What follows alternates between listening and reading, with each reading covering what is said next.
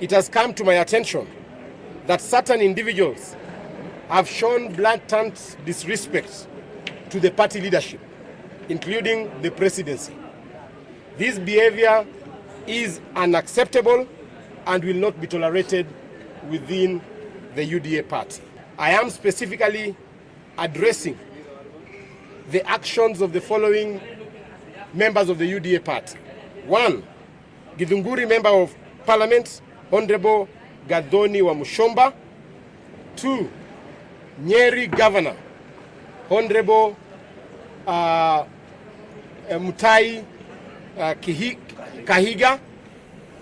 3. Kapsaret Member of Parliament, Honorable Oscar Sudi, and a host of MCAs who will be calling them for disciplinary measures at the party. Your recent conduct has not only undermined the party's unity, but also disrespected the leadership that you pledged to serve. Contrary to the law, which requires them to remain apolitical, Honorable Moses Kuria, the Cabinet Secretary for Public Service, Gender and Affirmative Action, your primary responsibility is to serve the people within your docket.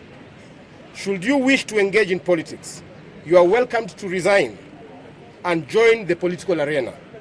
Similarly, Honorable Kipchumba Murkomen, Cabinet Secretary for Roads and Transport, your focus should be on addressing the pressing issues in your ministry, particularly the repair of roads damaged by the recent floods.